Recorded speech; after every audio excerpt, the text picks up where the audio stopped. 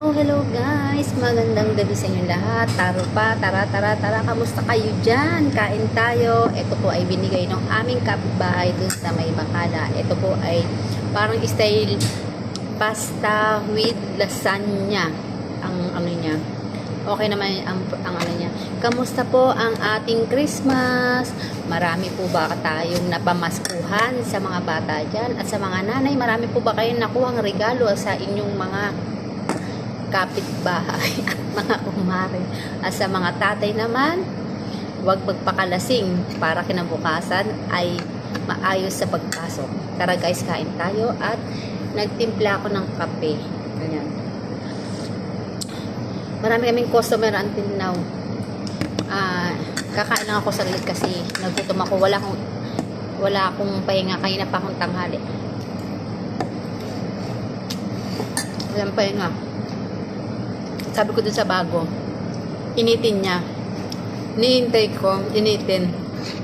Pagtingin ko, kasi malaki to eh. Pagtingin ko, kumakain na siya doon sa gilid. Sabi ko, nasaan yung akin?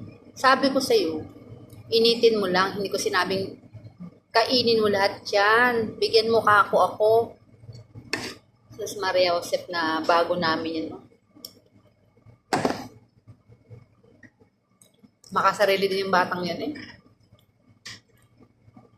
Sariling bituka niya lang gusto. Hindi siya katulad ni Dana.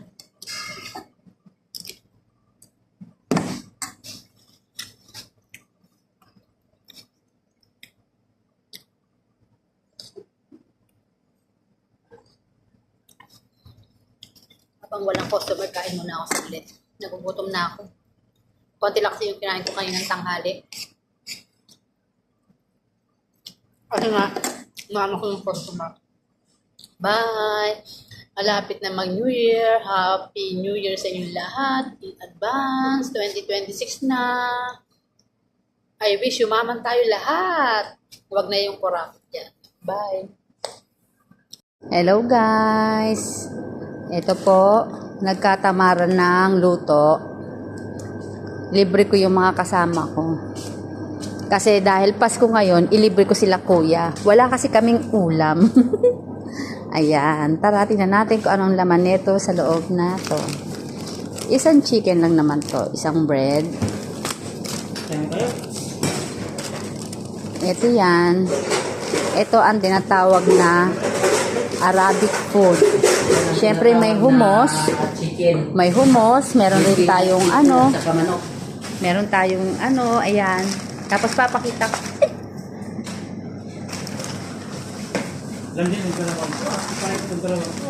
Tapos ayan. Ayan. Tapos na yung manok. Tapos chicken. Siyempre bubuksan natin to guys para makita natin kung anong laman nito. Video natin si... Ayan. Ito po ay libre ni Milbert. Kasi birthday niya ngayon. Ayan po. Kinalaman siya. Ayan po ang aming pagkain namin ngayon, ha? Ayan. Ito po ang Arabic food. Ito po ang ulam namin. Kami po Happy birthday, Bert. Salamat sa iyong walang sawang pagbibigay. Merry Christmas.